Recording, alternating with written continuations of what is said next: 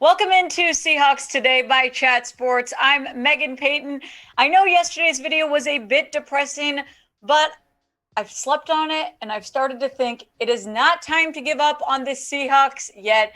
Guys, there's a lot more games left. So if you are with me and you are not giving up on Seattle yet, make sure you are subscribed to this channel. We're going to keep it realistic with you guys, but we are also not going to have a pity party just yet. So go to youtube.com/Seahawks TV or press that big red button. Make sure you are up to date on all things Seahawks.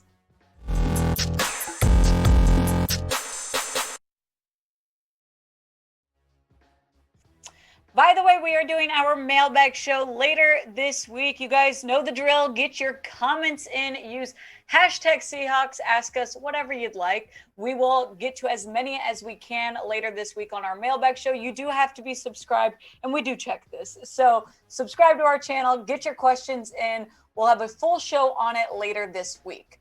But for now, we are still talking about this game. And yes, it was a bad game. I mean, 0 points the first time the Seahawks have gotten shut down since 2011. It's hard to find positives, but yet we are. We are still finding positives from this really terrible game. And, you know, I understand now a little bit more. I've thought about the Russell Wilson stuff. We're going to talk about all of this. It is Overreaction Monday. As you guys know, this is where we take what people have been saying and we say whether or not it's an overreaction or a proper reaction. Then you guys tell us if you agree or disagree, and we'll start debating more in the comments. But there are some things that we do need to point out. And the first one being that the refs cost the Seahawks the game. That's our overreaction of Monday. That's our first overreaction for today. And, you know, we talked about it a little bit on our recap video. And I'm going to say this. They didn't cost Seattle the game, but it was bad. So meaning you don't want to see calls like that happen because ultimately, does it change games? Absolutely. But I will say the Seahawks weren't performing anywhere near where they needed to in order to beat a Green Bay Packers team. That's just the reality. But I don't like seeing these calls. I mean, and here's my opinion on the worst calls. We went over some of them yesterday, but after rewatching a little bit, these are my top 3 main terrible calls. The first one being the Russell Wilson scramble, spot placement. I mean, to me, that was a clear first down. I really don't like, and especially because it wasn't their initial spot placement. That got changed. So to me, that's even worse. I don't know. That's maybe number 2. I think Kevin King being awarded that interception, that's obviously in the top 3. That changes the game, I think, obviously. And my worst one is still what I told you guys yesterday. The Darrell Taylor fumble recovery, that not being considered a fumble recovery is absolutely insane to me. And so that was the worst call in my opinion. And as we start talking about the worst calls from this game, I can't help but go down memory lane and start thinking about the worst calls in NFL history. So I'm asking you guys, what is the worst call in NFL history? I think you guys might know where I stand on that one. If you don't, NFC Championship, Saints Rams, I'm just going to leave it at that. But moving on from the refs, because we can blame them all we want, but ultimately the Seahawks did not play well, and that's the reality of the situation. So the second overreaction we have for you guys today is that Russell Wilson came back too early. Now, the more I've thought about it, the more I think, yes, he did come back too early, but I also understand it. You know, yesterday I think we were a little bit more heated. The emotions were more raw, so we were giving, you know, stronger opinions. But I think I understand where Pete Carroll was coming from. I understand where Russell Wilson was coming from, where this is a team that's very competitive, and Russell Wilson is one of the most competitive guys in this league. He wanted to come back, and he wanted to be fully healthy. And, you know, he wasn't, or maybe he was, but his performance didn't show as if. He was 20 out of 40 attempts, 161 yards, no touchdowns, and 2 interceptions. Now, when Russell was asked about his finger post game, he didn't blame it on that. He said, my finger felt fine. The problem with tonight was I had 2 bad plays. That's what it really was. Now, to me, it's kind of hard to believe because Russell Wilson is such a star quarterback that I just don't find that to be possible. But Pete Carroll also said he was ready to go. He said that after the game that he still felt like Russell Wilson was ready to go. But I don't know if either of them would have, in a press conference said, hey, like we took that a little bit too early. We should have waited there. So to me, I think they might have played him a bit too early, but I also understand you're in a winning mindset. You need to win games, and that was their priority. And Russell Wilson was who they thought would be best, even if it was a little bit early.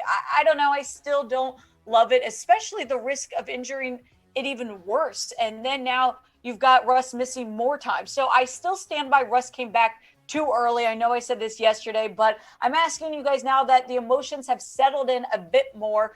Do you think Russ was ready to play? If you think he was, you can type Y for yes. He could have been ready to play and just didn't play well. That is an option. Or you can say N for no if you think it was the finger. I do think it was a combination of the finger injury and also being a little bit rusty. To me, it's just not what you want to see, though. So I'm hoping that this extra, week of practice will hopefully get Russell to the place that he needs to be in order to start winning this team some football games. But the next overreaction we have is a positive one, actually. It was major improvement from the defense. And, we've got to credit Ken Norton Jr. here. And I know that you guys have been a little harsh on him, but the Seahawks defense, which was the most struggling part of this team earlier on, they're getting better. The defense is looking just ultimately, I'd say, like a different team. This was a big problem early on. We talked about the cornerback situation. We talked about pass rush. There was a lot of issues going on for Seattle. And I'm not saying that it's 100% fixed, but I think that we can ultimately feel a lot better about where this Seahawks team is defensively. And Russell Wilson is going to get healthy again. They've got great receivers. They've got, Alex Collins, Chris Carson will hopefully be back soon too. So the offense, I'm not worried about long-term. The defense was my main concern. And so it's ultimately very encouraging to see improvement like this. And Pete Carroll thought so too. Pete Carroll had said that we played terrific on defense, and I don't disagree with them. I mean, they played a Packers offense with one of the league's best quarterback in Aaron Rodgers, who, yes, didn't have practice time this week, but still to hold that offense to 3 points up until the fourth quarter, that's very impressive. So I do want to credit the Seahawks defense. And I know if you look at the score and you say, oh, no, it ended up 17. Well, the defense was tired. If you look at time of possession, which is a major factor into games, the defense was worn out. But something I am not worn out about telling you guys is our deal from BetUS, the sports book that you guys should all be using if you are betting at all this season. And even if you're not ready to bet on Seahawks just yet, you can bet on any team you would like, any sport you'd like for that matter. But they've got their great deal going on right now. If you go to chatsports.com/bet, use promo code Seahawks125. They are going to give you a 125% deposit bonus. They'll turn $100 into 225. The more you put up, the more you get back. It works just like that. But I'm telling you guys, if you are going to be betting at all, this is where you want to do it, because there's a lot of sports books out there, but you want to go to a trusted one and also one that's giving an incredible deal. And we'll make it even better for you guys. We're going to keep this jersey deal going for a little bit longer because we still have a few sizes left. But if you are new to BetUS, just show us that you signed up, you deposited the money, place a bet. I promise you, this is not some weird giveaway where we actually don't send the jersey. If you sign up and do the things, email us jersey@chatsports.com. We are going to send you a free jersey. You've got Jamal Adams, DK Metcalf. I think we still have a couple Russell Wilsons left. If you have any questions on sizes, just let me know in the comments, but do not miss out on this. Go to chatsports.com/bet. Use code Seahawks125. Make sure you get your bets in. It does not have to be on a Seahawks game. Now we're going back to this defense and an improved defense. And I'd say Jamal Adams is probably the most improved player of the season because he dealt with a lot of criticism early on, and I think a lot of it had to do with the way that the Seahawks were playing him. And we talked about this a bit last night on our show, but Jamal Adams looked really good in my opinion. He had his first interception of 2021.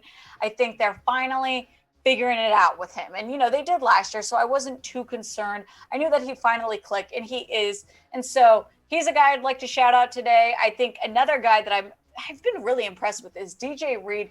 I think that the coverage is getting so much stronger between him and Tre Brown. I like this duo, especially when you consider how much of a struggle this was for Seattle early on. I mean, the Trey Flowers drama, then, we still have the Sidney Jones, Tre Brown kind of rotation thing. I like what I'm seeing out of DJ Reed and Tre Brown. So I think a lot of credit is needed in that area. Now we've got to switch back to the reality of this situation, which is the Seahawks are not in a good situation as far as where they stand right now, wins and losses. So our last overreaction for today is that it's time to give up on the season. Now, guys, I said this in the very beginning of this video. This season is still not over. And I'm not going to be the overly optimistic person that if we were at the Lions right now, I wouldn't be saying this, but I'm telling you guys the season isn't over because that's the reality. Look at this playoff picture right now. No, I think the division hopes might be gone because you've got the Cardinals at 8-2 and the Rams at 7-2. They play tonight. But you look at just the wild card spots. All right, Saints are at 5-4. They get the 6th wild card spot if the playoffs were today. The Panthers are at 5-5. They don't even have a solid quarter. I mean, Cam Newton's coming back, but who knows what's going to be happening with that team. Seahawks are just a couple games shy of this, sitting at 3-6. I do think that Seattle will be back in this mix. I do think that the division, winning the division is going to be difficult, but the Seahawks can grab a wild card spot. So until we get to a place where that's really unrealistic, we've got to keep our playoff hopes alive because we're talking about 2 games here. It is still kind of early-ish in the season. We're only at the midway point. And so these next 5 games are very important, as all games are. But the Cardinals are going to be a tough team. I look at this, and though I will say my perspective has shifted. I'm not saying they need to win this Cardinals game because it's a divisional game. I'm actually going to step away from that because I do think, winning the division is going to be tough for Seattle. But still, you want to win that game because you need more wins, and that's going to be a hard one. Washington, they've been playing a lot better. So, again, kind of difficult. I think that 49ers, just because it's divisional, will always be very competitive. The Texans, they should hopefully win. And then the Rams, another really good team. So the Seahawks do not have it easy these next 5 weeks, but it's very important that they get some wins in. And I think Russell Wilson's upset. DK Metcalf's upset, obviously, who got ejected if you missed that. And he is going to be taking on a hefty fine, I would imagine. But it's not over, guys. It's not over. I'll tell you when it's over. We'll all know when it's over, but it is not yet. Wild card is definitely in the chance. I think that the chances are a little bit higher than you guys might be thinking, but I am asking you right now. We're going to rate this on just percentages. How much of a chance do you think Seattle has at making the playoffs? Like I said, does not have to be a divisional spot. There's now 7 seeds in the NFC. So I think Seattle's going to grab one of those spots, but get your votes in. Scale this from 1% to 100%.